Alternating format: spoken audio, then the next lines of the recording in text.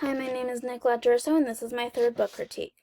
The first book I'll be critiquing is Follow the Moon Home, A Tale of One Idea, 20 Kids, and 100 Turtles. The authors are Deborah Hopkins and Philippe Castillo. The illustrator is Milo So. The award is the Green Earth Environmental Stewardship Award. The genres are nonfiction and informational. The reading levels are kindergarten to 3rd grade. I chose this book because I loved how it integrated facts into a story, which helps kids to understand it better. This book is about a little girl named Vivian. She and her family had just moved to South Carolina. She didn't have any friends yet.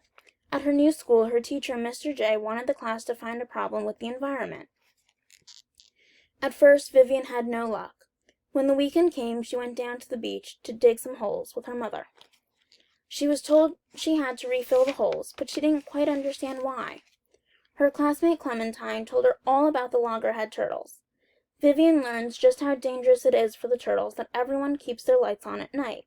Instead of following the light of the moon home, the turtles follow the house lights.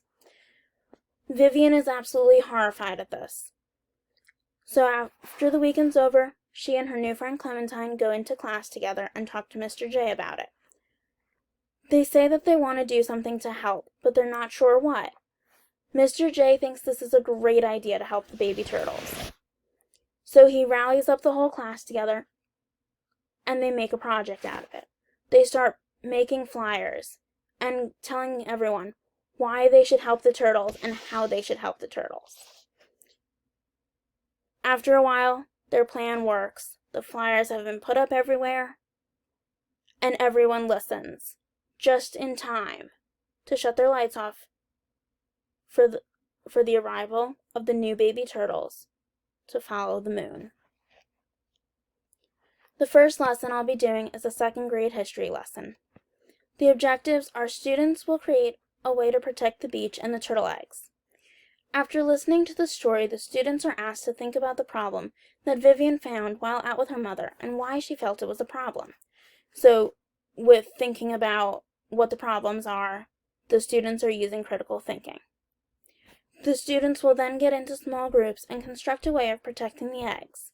And so by getting into small groups, they're using collaboration. Each group will have a lasagna-sized pan of sand and small pebbles to represent the beach and the turtle eggs. There will be other materials to construct a way to protect the eggs. Students will also record themselves to explain why they feel it is important to have created what they have created. And so when they're putting together their project, they're constructing things and they're using materials. So they're using creativity.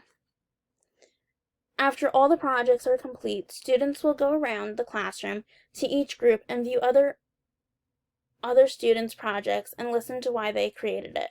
And so they're using communication by listening to what everyone else has to say about their own projects.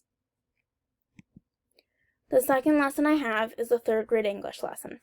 The objective is students will create a flyer to inform others about why and how the turtles need to be protected. The teacher will first ask the students to think about why the turtles need to be protected and how they can protect the turtles. The students will then go to Canva to create a flyer about protecting the turtles. So we're going to go to Canva, and we're going to press Create a Design, and since we're creating a design and it's a flyer, we're going to go down to Flyer, and let's see, we're going to, let's say, so they have a wide variety of choices. So let's say they pick this background, and then they can edit it. And so we'll just put protect the turtles. And so they can move it around, they can add other text boxes, and they can keep editing it.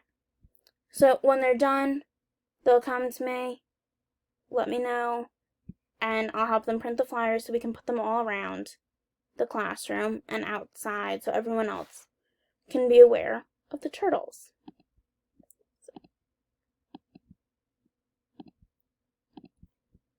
So now, the students are also asked to put some of the reasons of why and how the turtles need to be protected on their flyers. The second book I'll be critiquing is I'll Follow the Moon, written by Stephanie Lisa Terra and illustrated by Lee Edward Fody. The awards are the Mom's Choice Awards and the Chocolate Lily Book Awards. The genres are poetry and fiction. The reading level is pre-K to 3rd grade. I chose this book because after learning in the last book about how a baby turtle is guided by the moon, this book would be easier for the students to understand because of their prior background knowledge. This makes it easier for the students to understand poetry. I'll Follow the Moon is about the journey of a baby turtle. He tries to find his mama by following the moon. After a long time, the baby turtle finally finds his mama. Alright, thank you so much for listening to my third book critique.